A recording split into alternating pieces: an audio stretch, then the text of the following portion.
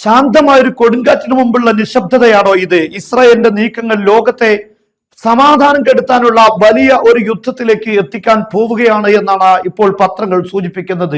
Gaza, Lebanon കൂടാതെ Iran മൂന്ന് അതിർത്തികളിൽ ഒരേ സമയം തീവ്രമായ ആക്രമണം നടത്താൻ ഇസ്രായേൽ തയ്യാറെടുക്കുന്നു എന്ന വാർത്തയാണ് ഇസ്രായേലിന്റെ പ്രധാനപ്പെട്ട ഔദ്യോഗിക പത്രം ഇന്ന് റിപ്പോർട്ട് ചെയ്യുന്നത്.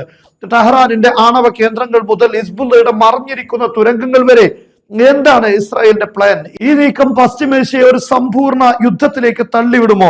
ഈ കഴിഞ്ഞ രാത്രിയിൽ എല്ലാ വെടിനിർത്തൽ കരാറുകളും ലംഘിച്ചുകൊണ്ട് ഇസ്രായേൽ ലെബനാനിൽ അതിശക്തമായ ആക്രമണം നടത്തി. ലെബനാന്റെ ബൈറൂത്തിൽ തന്നെയായിരുന്നു ആക്രമണം.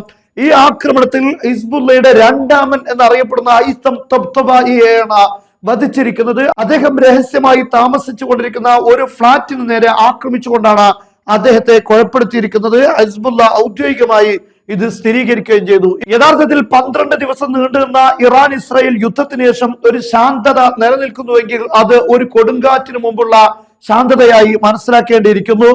ഇസ്രായേൽ 3 കേന്ദ്രങ്ങളിൽ ഒരുമിച്ച് യുദ്ധം തുടങ്ങാനുള്ള പദ്ധതിയാണ് ആവിഷ്കരിക്കുന്നത് എന്നാണ് പറയപ്പെടുന്നത്. ഒന്നാമത്തേത് ലെബനാനാണ്. ലെബനാനെ പൂർണ്ണമായും ആക്രമിക്കുക. അതേപോലെ രണ്ടാമത്തെ കാര്യം ഗസയിലുള്ള ഹമാസിന്റെ എല്ലാ സൈനിക സ്ട്രക്ചറുകളും തകർത്ത് കളയുക. മൂന്നാമത് ഇറാനാണ്. ഇതിന്റെ എല്ലാം അച്ചുതണ്ട് ഇറാനെ ആക്രമിക്കുക. ഈ 3 മുഖങ്ങളിലും ഒരേ സമയം ശക്തമായ ആക്രമണം നടത്തുക എന്നതാണ് പദ്ധതി. ഇറാനിൽ പ്രധാനമായും ആണവ കേന്ദ്രങ്ങൾ, അതുപോലെ മിസൈൽ ഉൽപാദന കേന്ദ്രങ്ങൾ, അവരുടെ ബാലിസ്റ്റിക് മിസൈലുമായി ബന്ധപ്പെട്ട കേന്ദ്രങ്ങളെ ആക്രമിക്കുക എന്നതാണ്. ഈ 2 ലക്ഷ്യങ്ങളാണ് പ്രധാനമായും ഇറാനിൽ ഇസ്രായേലിനുള്ളത്. അത് ആക്രമിക്കുക എന്നതാണ് ഇപ്പോഴിടുന്ന പദ്ധതി. പക്ഷെ എങ്ങനെ അത് സാധ്യമാകുമെന്നത് മറ്റൊരു വിഷയമാണ്. കാരണം ഇറാനിൽ അമേരിക്കയും ഇസ്രായേലും സംയുക്തമായി തന്നെ ആണവ കേന്ദ്രങ്ങൾക്ക് നേരെ ശക്തമായ ആക്രമണം നടത്തിയിട്ടുണ്ട്.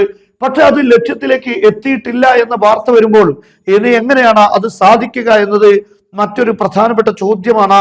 എന്തായിരുന്നാലും ലെബനാനിലുള്ള തുരങ്കങ്ങൾ, ടണലുകൾ, ഹിസ്ബുള്ളയുടെ സൈനിക സ്ട്രക്ചറുകൾ ഇതെല്ലാം തകർക്കുക. യഥാർത്ഥത്തിൽ ഇസ്രായേൽ ലെബനാനിലും അതുപോലെ തന്നെ ഗസയിലുമൊക്കെ വെടിനിർത്തൽ കരാറിലേക്ക് വന്നിട്ടുള്ളത് തന്നെ ഒരു വിനാശകരമായ ഒരു വൻ യുദ്ധത്തിന്റെ തുടക്കം അല്ലെങ്കിൽ അതിനുവേണ്ടിയുള്ള ഒരുക്കം എന്ന നിലയിലാണോ എന്ന് നമ്മൾ ചിന്തിക്കേണ്ടിയിരിക്കുന്നു. ഇറാനുമായി പെട്ടെന്ന് ട്രംപ് യുദ്ധം നിർത്താൻ വേണ്ടി ആവശ്യപ്പെടുകയും യുദ്ധം അവസാനിപ്പിക്കുകയും ചെയ്തു.